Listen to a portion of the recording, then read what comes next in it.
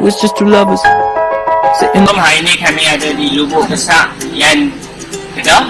Kami di sini untuk menyambut cabaran kelas pengurusan kurikulum dengan tajuk Masakan Rimba. Jadi hari ini kami ada 3 menu masakan. Kami masak nasi dalam mestin, kemudian kami masak ayam pasuh dalam buluh, kemudian kami masak sardin dalam mestin. Kemudian ada menu tambahan iaitu roti dengan buluh. Okey, itu saja. Seterusnya saya perkenalkan diri saya, Muhammad Nashiruddin bin Zulkifli. Nama saya Mawadah binti Muhammad Ilmi. Saya Ilham Farhana binti Basri. Saya Hafizah binti Muhammad Ukri. Nama saya Nur Rajah binti Muhammad Syukri. Bermula pukul 8 pagi, kami berkumpul di dataran Masjid Al-Muhtadin Sheikh Dalam untuk sesi pendaftaran peserta. Ahli kumpulan kami terdiri daripada 6 orang ahli. Pada pukul 9 pagi, program kami dimulakan dengan penangkapan ayam dan proses penyembelihan dilakukan oleh ahli kumpulan yang mana turut dibantu oleh Muhammad Sufi Azam yang merupakan suami kepada salah seorang ahli kumpulan kami iaitu Najihah. Setelah itu kami menebang sebatang pohon buluh sebagai bahan utama yang diperlukan untuk program Masakan Rimba. Buluh yang ditebang dipotong kemudian dikerat mengikut ukuran yang dikehendaki. Buluh kemudiannya dicuci dengan air bersih. Seterusnya, sekitar jam 10 pagi, pasukan kami bergerak dari kampung Sik Dalam ke kawasan Sungai Lubuk Besar Sik dengan menaiki kenderaan 4x4 yang dipandu oleh Sufi Azam. Perjalanan ke destinasi mengambil masa selama 15 minit. Setibanya di Sungai Lubuk Besar, kami menyediakan tempat, bahan-bahan masakan dan menghidupkan api untuk persediaan memasak.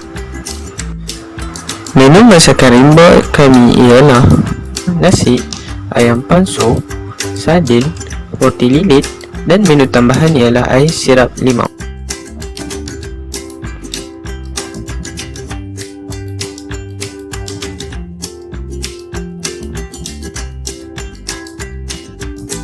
Antara bahan-bahan dalam penyediaan ayam pansu: 1 ekor ayam, 3 ulas bawang putih, 2 biji bawang merah, 2 kuntum bunga kantan, halia, 3 batang serai, 1 ikat pucuk ubi dan juga 1 sudu teh garam. Cara-cara penyediaan ayam pansu. Sayur-sayuran dibasuh dengan air bersih, ayam dibasuh dan dituskan. Pucuk ubi kayu, bunga kantan, bawang merah, bawang putih, halia, cili merah dan cili hijau dipotong dan ditumbuk kasar, kemudian diperak bersama ayam dan garam selama 30 minit. Ayam dimasukkan ke dalam buluh yang sudah siap dicuci dan dimasukkan sedikit air. Lebihan daun ubi dijadikan penutup pada bahagian atas buluh. Ayam dimasak dengan api yang disediakan selama 30 hingga 40 minit bergantung kepada keadaan api. Ayam yang sudah siap dimasak dapat dilihat apabila daun ubi yang dijadikan penutup pada bahagian atas menjadi layu. Bahan utamanya ialah beras. Cara-cara memasak nasi. Beras dibasuh menggunakan air bersih. Kemudian beras dimasukkan ke dalam mestin dan diletakkan air secukupnya. Mestin diletakkan di dapur kayu yang ahli kumpulan kami telah sediakan. Daun pisang telah digunakan sebagai penutup mestin. Sekitar 15 hingga 20 minit nasi telah siap dimasak. Bahan-bahan untuk memasak sardin. Kami telah memilih sardin tin jenama ayam brand, kemudian bawang merah, cili api dan cili merah, sedikit asam jawa, secubit garam dan minyak untuk menumis. Cara-cara memasak sardin. Mula-mula, bawang dan cili dipotong setelah dibasuh. Minyak dipanaskan, kemudian bawang dan cili ditumis sehingga layu. Setelah kelihatan layu, sardin dimasukkan dan ditambah sedikit air. Setelah mendidih, sedikit asam jawa dan garam dimasukkan untuk menyeimbangkan rasa.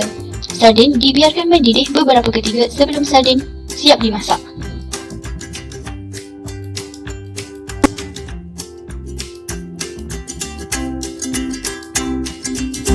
Bahan-bahan memasak roti lilit. Pertama, buluh dibelah dan diraut untuk dijadikan seperti lidi yang bersaiz besar. Kedua, tepung gandum. Ketiga, garam. Seterusnya, cara-cara memasak roti lilit. Pertama, tepung gandum dituang ke dalam mangkuk yang besar. Kemudian, air dan garam dimasukkan secukupnya. Seterusnya, tepung diuli sehingga menjadi dough yang tidak terlalu keras dan tidak terlalu lembek. Setelah itu, dough dibentuk memanjang dan dough yang dihasilkan dililit pada lidi buluh itu. Akhir sekali, roti lilit dipanggang.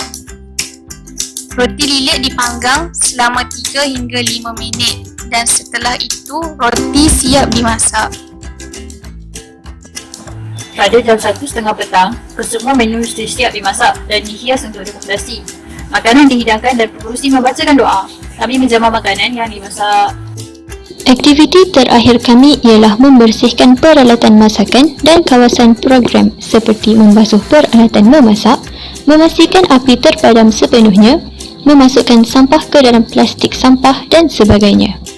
Perjalanan pulang kami dari Sungai Lubuk Besar ke Masjid Al-Muhtadin. Kami melaksanakan solat Zuhur dan bersurai.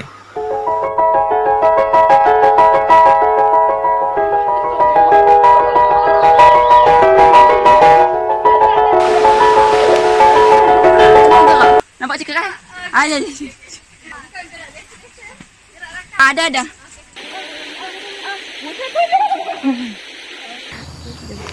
Okay, jom. Dia dah main tempat nyamuk dah.